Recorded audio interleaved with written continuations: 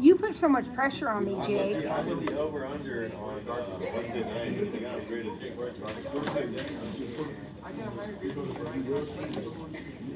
Okay, so first things first. I got some papers to hand out.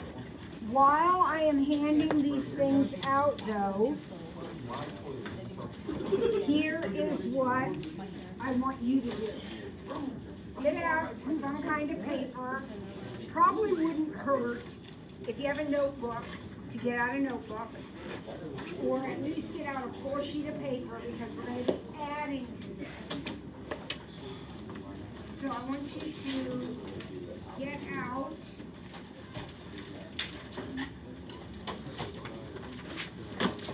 that piece of paper and a pencil.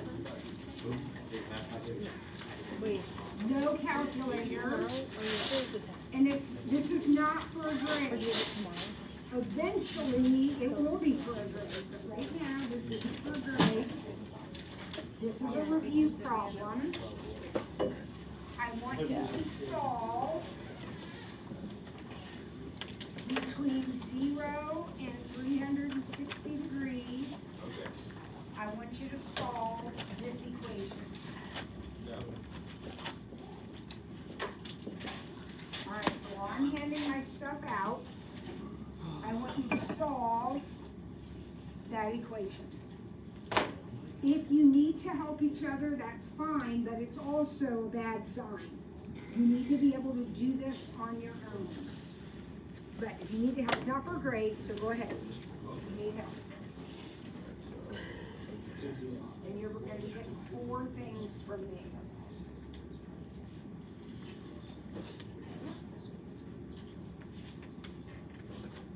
Where are those from? Sam and Dana. What'd Joe get on this? Did Dana take the test? Dana hasn't taken the test. Dana was here yesterday. I didn't have to do that. Oh. I didn't hear from Dana. I don't know what's going on. No, but I hired God. Someone told me yesterday he was sick and You get 78. No,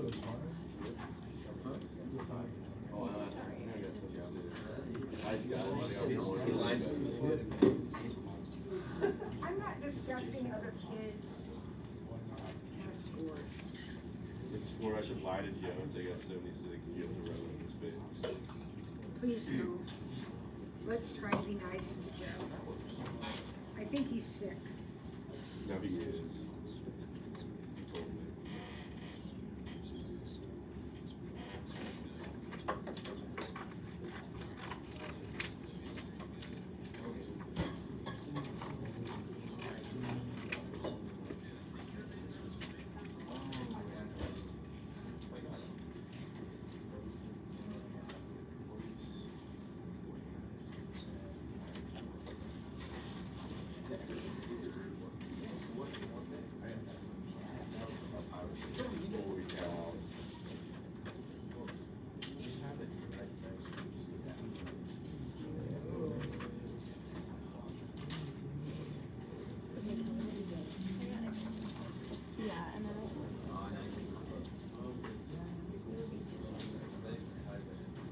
These reference sheets are different colors. That means that they just the scrap paper I have.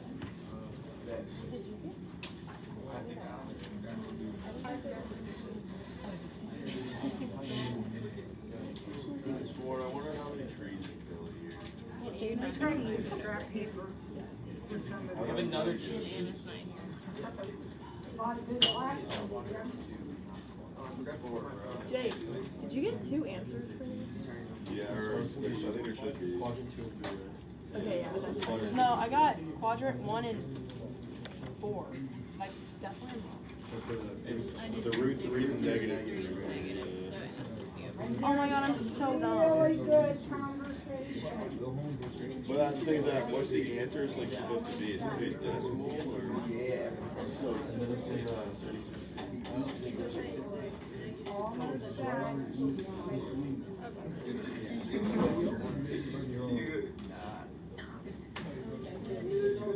I don't see numbers on the page. You don't have to One more. Yeah, could you guys get 2, 10, and 30? Yeah. Because one of them is 30, because right there, and then you add 180. Oh, yeah. 2, 10, and 30. Okay, good. I know they're best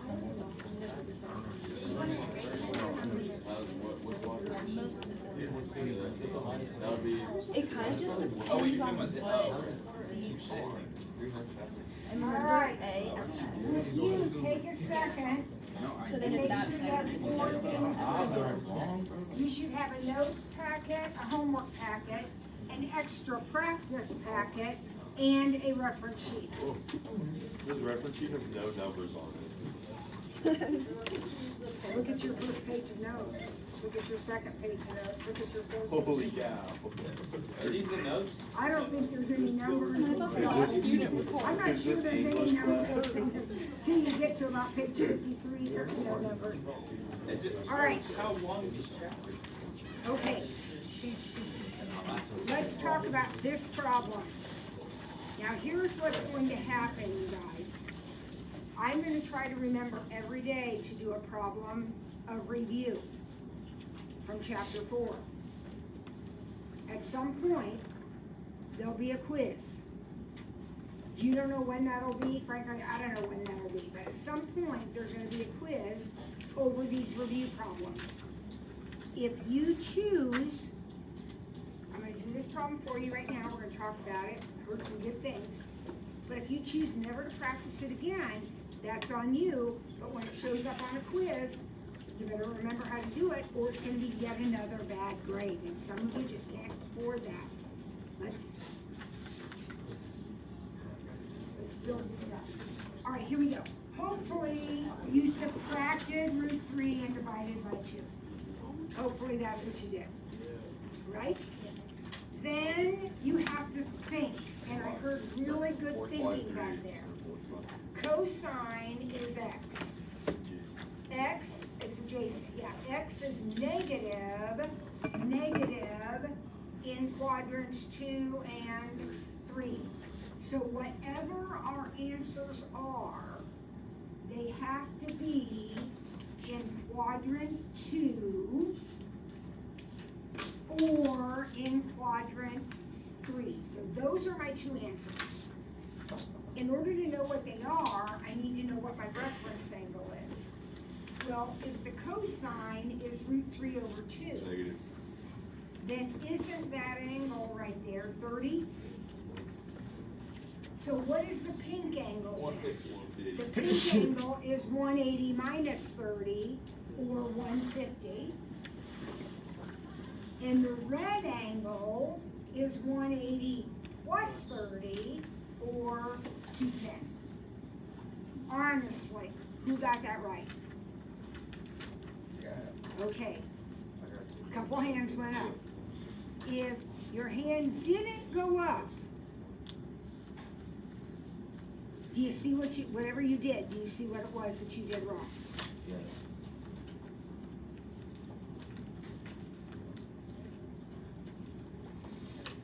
Okay?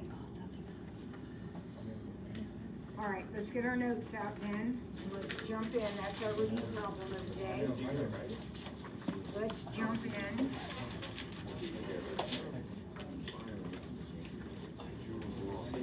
And actually,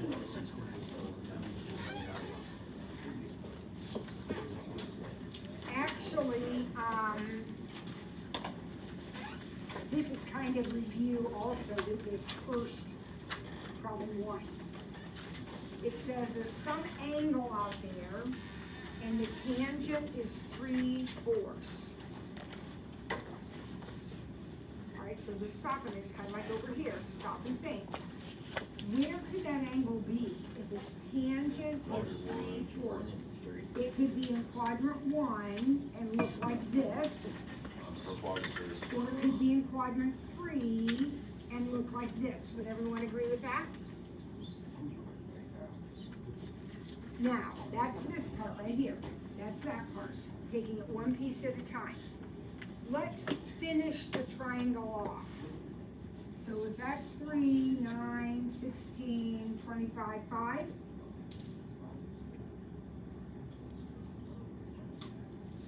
Right?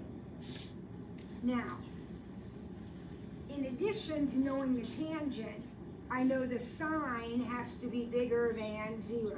So in other words, the sine has to be positive. Is the sign positive here? No. So therefore, this is the triangle I'm looking at, and I want to know the sine and the cosine. Easy. Sine is 3/5, and cosine is 4/5.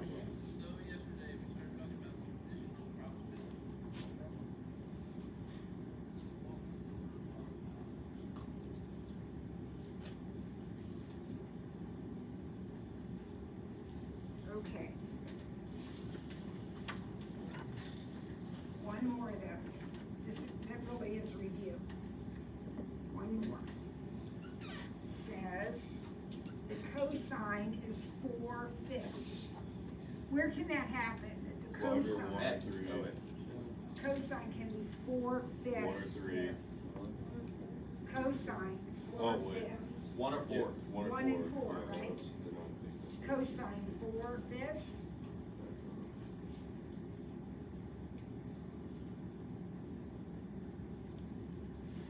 But I also need the tangent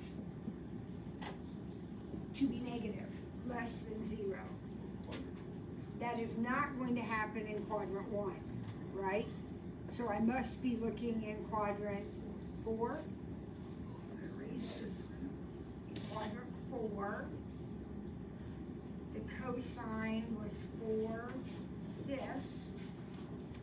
So doing the Pythagorean theorem, this would actually be -3 in quadrant 4. Yeah. Aiden, where is your lanyard? Huh? Lanyard?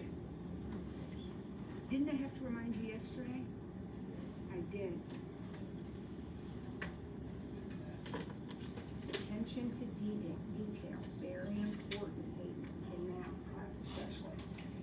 Okay, what do I want to know? What are the sine and the tangent? All right, what's my sine? -3/5. And my tangent is -3/4. Is the tan normally X or Y? Tangent is y over x. Okay. Cosine is x. Sine is y. And tangent is y over x. Sine over cosine. All right. Now we're moving into the new stuff. Number 2 says simplify. So on your reference sheet, right now, on your reference sheet, the only part that you need to worry about right now is, or are, the only parts are,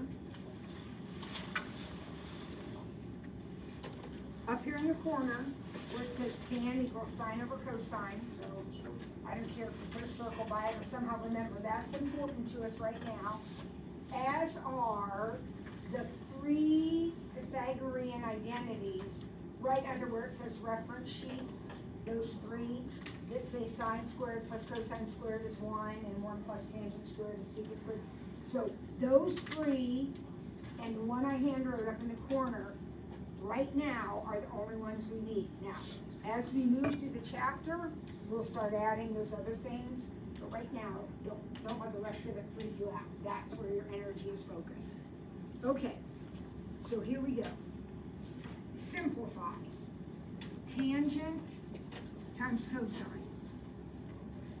Well, what does your reference sheet say about tangent? Up there in the corner, what does it say? Tangent equals sine over cosine What equals sine? times cosine over 1, so that is going to reduce to just sine. So it says simplify, you did. by changing tangent into sine over cosine. Oh, well, that's not bad. All right, next, 1 plus tangent squared over cosecant squared. All right, now wait. Remember I told you to key in on certain parts of your reference sheet? What's 1 plus tangent squared? Secant squared? So this is secant squared over cosecant squared. Now wait a second. Who remembers what secant is from your other reference sheet? What is secant? 1 over cosine. So this is 1 over cosine squared. That's what this is. Secant squared is 1 over cosine. How about cosecant? 1 over sine. 1 over sine. So now I've got 1 over cosine squared divided by 1 over sine squared. How do I divide fractions? Key, change, flip, multiply by the reciprocal. So instead of dividing by 1 over sine squared, I'm going to multiply by sine squared over 1. And what happens? I end up with sine squared over cosine squared, which makes me leap for joy because what's up in the corner up there? What does it say about sine over cosine? It's tangent. This is tangent squared. But if it's squared, does it matter? If you have sine squared over cosine squared, that's tangent squared. If you have sine over cosine, it's tangent. If you have sine cubed over cosine cubed, it's tangent cubed. Yeah. Can you explain how you got the sine squared over cosine squared? Multiply. You flipped over so against Yep. the And then multiply Oh, straight okay. across. Oh, okay.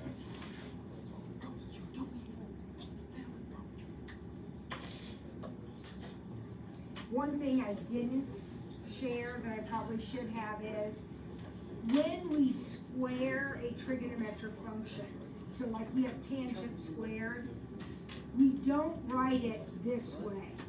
Does it make sense to you why we can't write it that way? Maybe because you're not square the x. You don't know what you're squaring then, right? Are you squaring the x or the tangent? So you could use parentheses, but to avoid putting all those parentheses in, we put the squared after the tangent or after the sine or the cosine. Okay, that's just the way we write it to avoid confusion. All right, here we go. Oh shoot, I led you astray. I led you astray because this next one uses the 2 right under the squared ones. So look right under your squared ones. What does it say about, oh, never mind. Never mind. What does it say about sine squared plus cosine squared? 1. 1. Sine squared plus cosine squared is 1. So the answer to C is just 1. It doesn't matter what's in the parentheses as long as they match. So sine squared A plus cosine squared A is 1. Sine squared PQWR plus cosine squared PQWR is 1. Sine squared plus cosine squared is always 1. When things change when they don't match. When they don't match, then you can't do that. Then you have to do other things. But as long as they match. Okay? Remind me with a minute to go before lunch, I have a cute little story to tell you. But right now, we're moving on. Sine times tangent plus cotangent. Now, this is day 1. You're like deer in headlights. Do you have any idea at all what we might do to get the ball rolling? We could distribute. So that would be sine times tangent plus sine times cotangent. All right, I'm good with that. That's fine. It's a distribute situation. Now, do you have any idea, You, based on some other things we've done, what we might want to do now? Divide. no. Oh, we can't divide. What do we know about tangent? Do we know anything about tangent? It's sine over cosine. It's sine over cosine. So let's go ahead and write that. This is sine over 1, just regular sine, times sine over cosine. Okay. Plus, okay, that's just sine. What about cotangent? That's not on the reference sheet, but feel free to add it if you wish. Cotangent is the reciprocal of tangent, so it will be cosine over sine.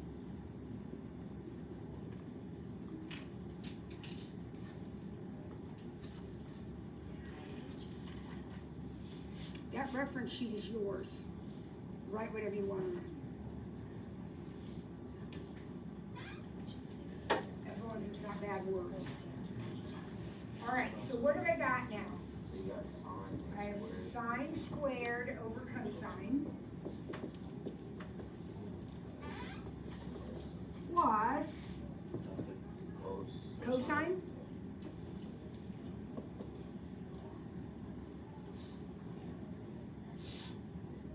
And then you can X it out, or wait, No, don't try to cancel. We can only cancel if that's a minus. times. Oh, times. Like here, we can cancel because it's a times.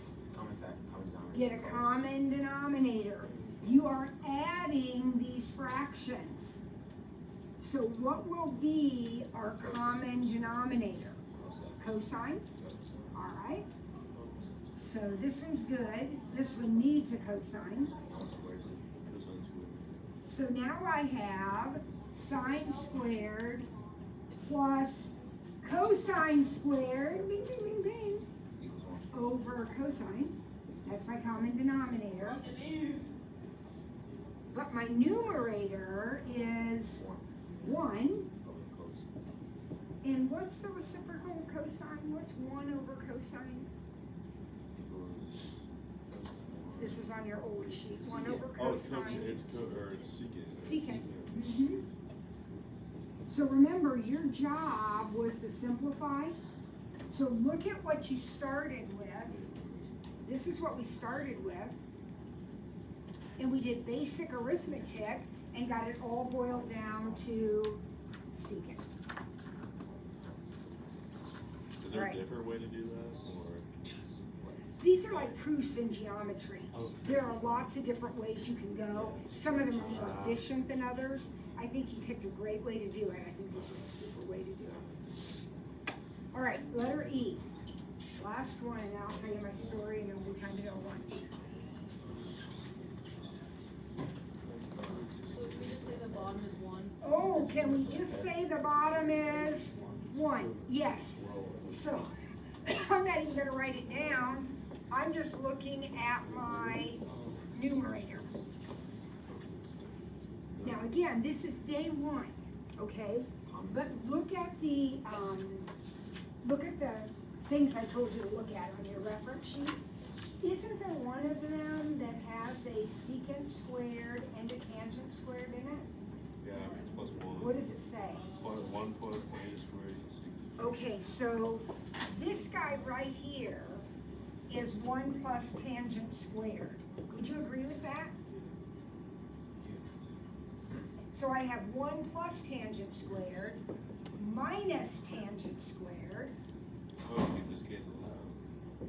So the answer is 1. Wait, how'd you get 1 plus tangent squared? Look at your reference sheet. Oh, so It's one of the, those are called identities, so right? they can change. 1 plus tangent squared is always going to be secant squared.